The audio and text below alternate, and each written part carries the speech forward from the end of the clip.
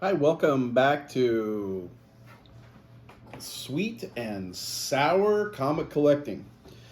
So this week, Sam and I went to the Omaha Flea Market, which is once a month, the second Sunday of every month, and there's one vendor there, and he always has a few thousand comic books, Bronze Age, Silver Age, some modern, and we picked up a little haul there this weekend. I picked up some books from one of my favorite comic book shops, Ground Zero, here in Omaha, Nebraska, and I got one book from eBay that we'll be showing today.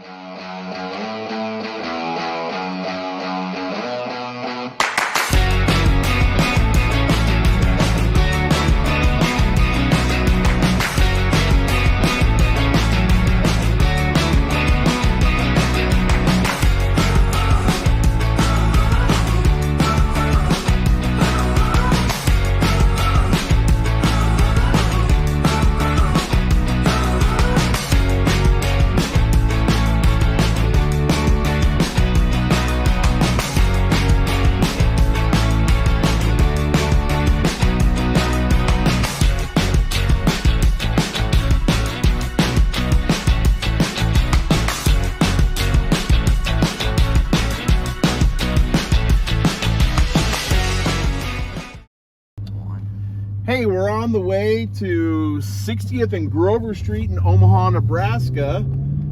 They got a flea market that's there every couple months, and it promises to have thousands of comic books. Hi. Okay, we just got done at the flea market. There was one vendor there. He had thousands of comics, good dollar bin selection, and good bronze and silver age stuff, a little bit of golden age.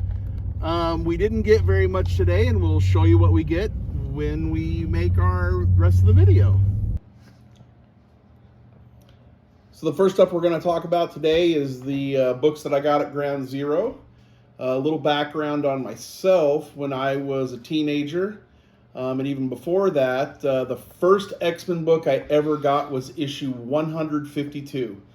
And the second issue I got was X-Men number 151.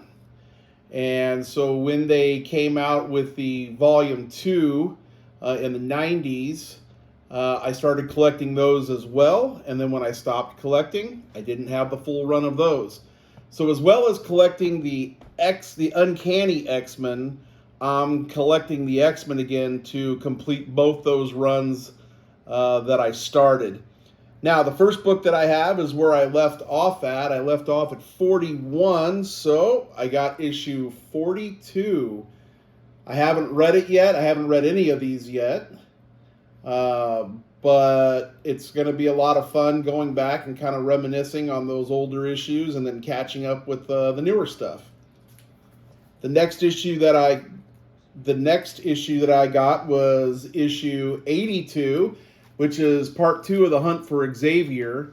I want to finish out that story arc, so it's just complete and I can read that. The next issue I got was issue 84, which is the conclusion of the Hunt for Xavier. From what I've heard, it's a decent storyline. Once I read it, I'll tell you what I think about it. The next issue that I picked up at Ground Zero was issue 88. I just liked the cover, so that's why I picked that up. The same thing with issue 90. This is probably one of the neatest covers I've ever seen. Galactus has always been kind of a underground fan favorite of mine. I never really collected Fantastic Four, which is where he's predominantly shown. But this was just a really neat cover. When I saw it, I had to have it. And then I just followed it right up with issue 91. And then finally, I said, well, I'll get issue 100 and then work my way from 1 to 100, getting all those first. And there were when I looked it up on my comic organizing link, there's about 5 or 6 or 7 variants, and I liked this variant the most because Rogue is one of my favorite superheroes. So at the flea market, I really didn't get anything at all that tripped my trigger. There were a couple of minor things. I almost picked up an X Factor #5, which is the first appearance of Apocalypse, but I passed on it. And my son and I debated a little bit on an early issue of Spider-Man, but we ended up passing on that as well, thinking it'll probably be there next month. And the only reason we think that is because the gentleman who sells the comics there at that flea market said he's had it for a couple months. So if it's there next month, we'll get that. Maybe we'll have that little surprise too. What we did pick up, what my son picked up, as a matter of fact, is Secret Wars #4. And he picked that up purely because he thinks this is the best cover out of the Secret Wars series. And I have to admit that I'm in the same boat as him, because there's not much anything cooler than the Incredible Hulk lifting a mountain to save his friends. I mean, that is just cool. Very, very late 80s, early 90s kind of stuff. And then what I really love about comic book collecting, and especially collecting with my son Sam, is that he has a big, big appreciation for the old comics in the Silver Age and even the Golden Age. But he mostly likes those Silver Age Marvel comics. I do have to admit, though, he does like Batman also. And every once in a while, he'll find a Bronze or Silver Age Batman that he wants to pick up. But for the most part, he's a Marvel guy like me. And he saw this cover. And I'm not a big Daredevil guy. It's not that I like him or don't like him, just never collected him. But I have to admit, Sam picked a pretty good one at a pretty good price. He paid a whopping $6 for this at 20% off. So it's in really good shape, and it's the Death's Head. I don't know if that's the first appearance. It is the first appearance. Sam is shaking his head yes. It is the first appearance, and I really like this cover. I will say this, is Sam has a gift for picking out really neat covers, especially of the Silver Age stuff. And finally, of course, we couldn't have a week without getting an old X-Men comic book, and I picked up number 55 on eBay. It's in decent shape. I'd say it's a good 4, maybe 5. Definitely a good reader. I did a little bit of cleaning up on it, just briefly. Nothing major. I'm not a professional cleaner. I just wanted to get a little bit of the dirt off it. And when I took a cotton round to it, picked up a lot of dirt, and it buffed out really, really nice. Also, this happens to be one of the comics that I've always wanted to get. It's the second in the story arc of The Living Pharaoh, and I really enjoyed the storyline and the artwork. I can't wait to get the other 2 issues.